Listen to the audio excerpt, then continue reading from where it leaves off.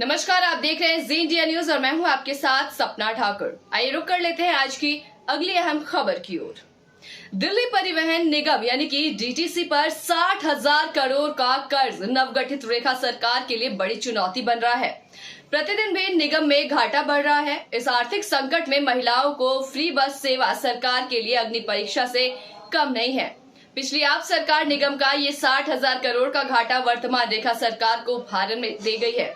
दूसरे शब्दों में कहें तो आपकी सरकार अपने दोनों ही कार्यकाल में पर्याप्त बसें खरीदने में विफल रही है। 2015 से 2020 के कार्यकाल में ये सरकार एक बस भी नहीं खरीद सकी थी।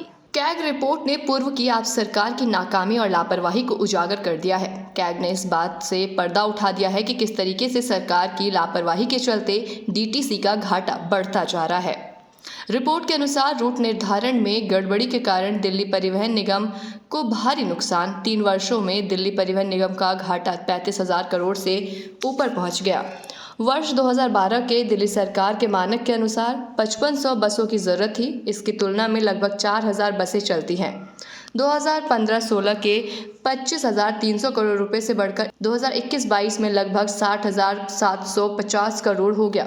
नियंत्रक एवं महालेखा परीक्षक ने अपनी रिपोर्ट में कहा कि ये घाटा इसलिए भी बढ़ गया है कि 45% बसें ओवरएज हैं और बड़े स्तर पर खराब हो रहती हैं, जिसके परिणाम स्वरूप बेड़े का उपयोग औसत से कम है। लेखा परीक्षक ने कई खामियों की ओर इशारा किया, जिसमें परिवहन उपयोगिता की अपने बेड़े को बढ़ाने में असमर्थता शामिल है।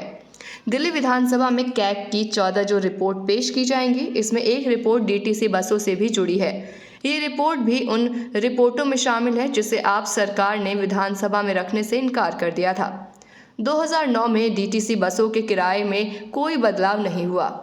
महिलाओं को फ्री बस सेवा योजना शुरू करने से बोझ और बढ़ गया।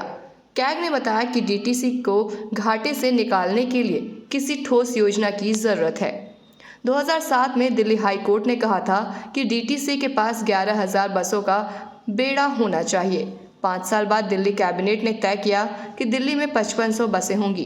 कैग रिपोर्ट के अनुसार मार्च 2022 के अंत में डीटीसी के पास 3,937 बसों का बेड़ा था, जिसमें से 1,770 यानी करीब 45% बसें कबाड़ हो चुकी हैं, जबकि लो फ्लोर बसें 10 साल से अधिक पुरानी थी।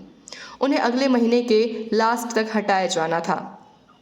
आप सरकार ने 2022 में 300 नई बसों की खरीद की, लेकिन इसके बावजूद 1740 बसों की कमी थी।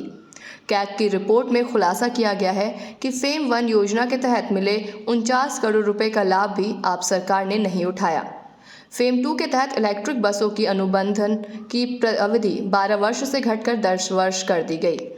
इसके अलावा कैग ने रूटों को लेकर भी कई कमियां उजागर की। रिपोर्ट के अनुसार दिल्ली में 468 मार्गों पर बसों का संचालन किया जा रहा है। किसी भी मार्ग पर चलने वाली बस अब अपना रूट का खर्च वसूलने में भी नाकाम रही है। इस कारण 2015 से लेकर 2022 तक डीटीसी को 14,199 करोड़ रुपए का घाटा हुआ।